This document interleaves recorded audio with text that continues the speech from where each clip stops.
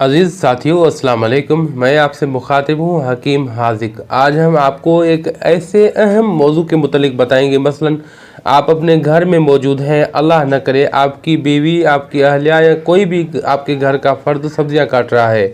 सब्ज़ियाँ काटते हुए उसके हाथ में हल्का सा कट आ गया, अब खून बह रहा है, आप परेशान हो गए हैं कि खून को कैसे रोकें।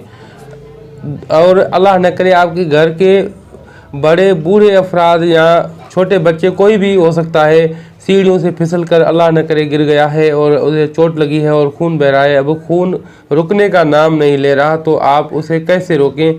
डॉक्टर तक जाने से पहले उसको कैसे आप मैनेज करेंगे?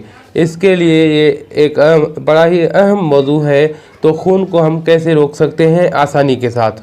सबसे पहले खून को रोकने के लिए आपके घर के फ्रिज में जो ठंडा पानी पड़ा हुआ है, यख ठंडा पानी होना चाहिए, एक बेहतरीन चीज़ है। आप अपने ज़ख़म में, कटाव में, जहाँ पर खून बह रहा है वहाँ पर जाकर ठंडा पानी आप डालें। आप यकीन जानिए चंद मिनटों में वो खून रुक जाएगा। अब दूसरे नंबर पर, अगर उससे खून नहीं रुक रहा तो आप साफ़ सुथरा कपड़ा उठाएं, उसका एक टुकड़े से उसका पेड बनाएं और पेड रखें उस ज़ख़म के ऊपर। अब उसे प्रेशर बैंडेज करें, यानी कि उसे बिल्कुल टाइट करके बैंडेज करें, लेकिन प्रेशर इतना ज़्यादा भी ना हो कि हाथ पाँव या उज़ू में खून का बहाव रुक जाए और मसले पैदा करे।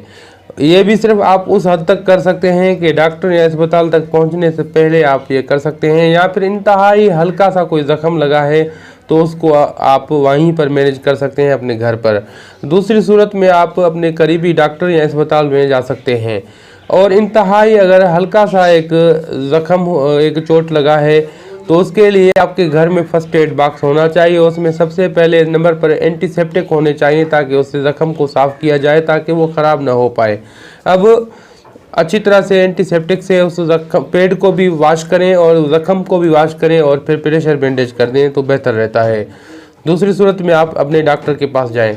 सबसे पहला तरीका, ठंडे पानी से खून को रोकने की कोशिश करें, और दूसरा तरीका यह है कि प्रेशर बैंडेज के साथ। इसके अलावा और बहुत से तरीके हैं जो मैं आपको बता सकता हूं, लेकिन मैं ये दो तरीके सिर्फ आपको इसलिए बता रहा हूं कि ये घर में आसानी के साथ किए जा सकते हैं। अजीज़ साथियों, अब हकीम हाजिक को दुआओं के साथ दीजिए इजाज़त। अल्लाह हाफिज़।